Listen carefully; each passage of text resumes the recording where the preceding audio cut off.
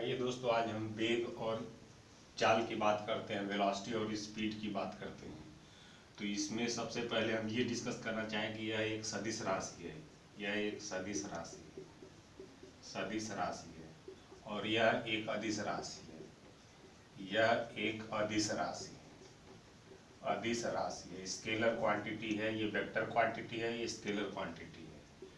इसमें दिशा की बात करते हैं, इसमें दिशा की बात करते हैं।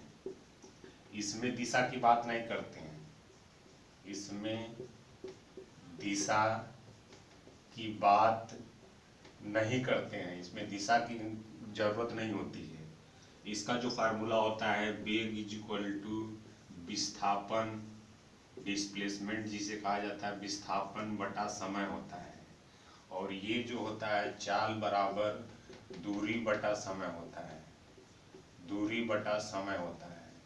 इसका भी जो मात्रक होता है, मात्रक होता है वह मीटर प्रति सेकंड होता है। ये ध्यान रखिएगा दोस्तों, इसका भी जो मात्रक होता है वह मीटर प्रति सेकंड होता है। तो इन दोनों में ये चीज कॉमन है कि इनका जो मात्रक होता है वो दोनों बराबर होता है। ये ध्यान दीजिएगा, वेग की जब भी बात करते हैं, अगर कोई वस्तु है, ये समय है और ये विस्थापन है, इसमें सदैव अगर एक सीधी रेखा बन रही है तो कहेंगे कोई वस्तु एक समान चाल से चल रही है, समान चाल से चल रही है, चल रही है। अगर असमान चाल से चल रही होती तो ये समय के साथ जो इसका ग्राफ है वो एक सीधी रेखा नहीं मिलेगी। यही चीज इसमें भी होती है दोस्तों। यहाँ अगर एक सीधी रेखा मिल रही है, ये समय x अक्ष पर है और दूरी y अक्ष पे है, तो अगर एक समान चाल से चल रही है तो बात कहेंगे कि ये एक सीधी रेखा होगी। ये बार बार आपसे पूछ लिया जाता है कि दूरी समय के सीधी रेखा होने का क्या कारण है, तो कहेंगे कि वो समान समय में समान दूरी तय कर रही है, ये समान समय में समान विस्थापन हो रहा है। ये आपसे पूछ लिया जाता है।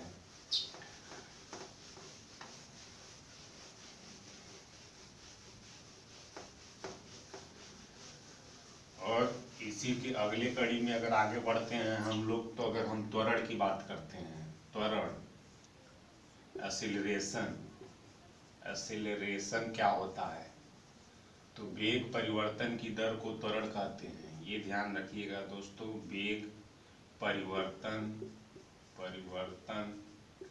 की दर को त्वरण कहते हैं। The rate of change of velocity is known as acceleration, इस तरीके से हम इसको डिफाइन करते हैं। अब इसमें भी अगर बात करते हैं, अगर एक सीधी रेखा मिल रही है और ये वेग है और ये समय है और एक सीधी रेखा बन रही है, इसका मतलब है एक समान त्वरण से चल रही है, समान त्वरण से चल रही है। और इसका जो फार्मूला होता है, त्वरण बराबर वेग परिवर्तन बटा समय। इसका मात्रक अगर बात करेंगे तो हो जाएगा मीटर प्रति सेकंड स्क्वायर। ये बार बार आपसे पूछ लिया जाता है कि त्वरण का मात्रक क्या होता है।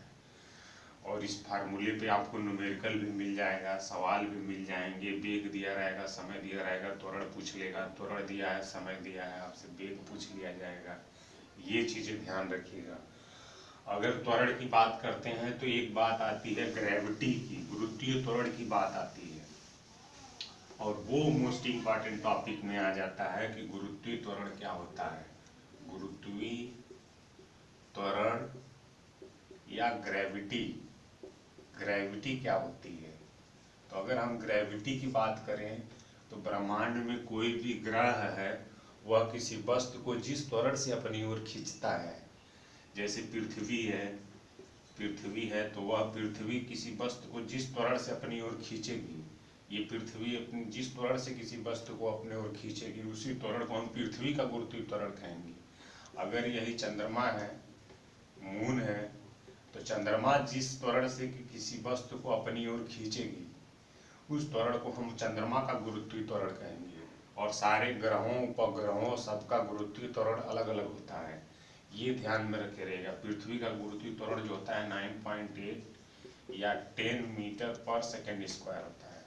तो ये आपको ध्यान रखने की चीज़ है कि पृथ्वी जो हमारी है उसका गुरुत्वीय त्वरण कितना होता है, उस पर सवाल बन जाते हैं। लगभग 9.8 या 10 होता है। अब इस पे जो और सवाल बने हैं वो बनते हैं कि पृथ्वी पे गुरुत्वीय त्वरण में परिवर्तन कैसे होता है। तो अगर ये हमारी पृथ्वी है तो पृथ्वी से ऊपर जाएंगे तो जी का, इस गुरुत्वीय त्वरण को जी से डिनोट करते हैं, तो जी का मान घटेगा, ये कम होगा। पृथ्वी के अंदर जाते हैं तब भी जी का मान कम होता है। सेंटर पे, अगर पृथ्वी के सेंटर पे जी का मान 0 होता है, ये आपसे बार बार पूछ लिया जाता है। और पृथ्वी पर भी परिवर्तन होता है, वो देखिए कैसे परिवर्तन होता है गुरुत्वीय त्वरण का। अगर मैं बात कहूँ, पृथ्वी है तो पृथ्वी अंडे के शेप में है, पूर्ण गोलाकार नहीं है।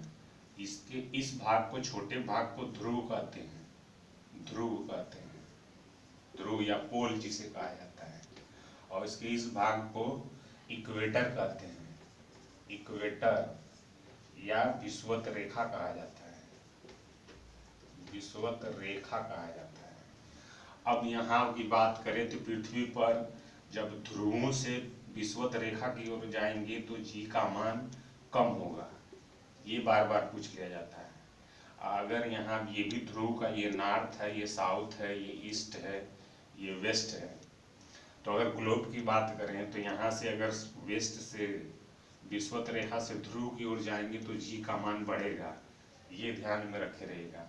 फिर यहाँ से इधर जाएंगे तो जी का मान घटेगा, फिर यहाँ से इधर जाएंगे तो जी का मान बढ़ेगा। ये आपसे सवाल पूछ लिया जाता है। हमारा जो इंडिया है, भारत, वो कहाँ है, इक्वेटर से ऊपर है हमारा इंडिया, यहाँ है। तो इंडिया में भी पूछ लिया जाता है भारत में सबसे अधिक जी का मान कहाँ होगा, तो लेह लद्दाख जो ऊपरी सिरा है, सबसे ऊपरी सिरा, वहाँ पर होगा।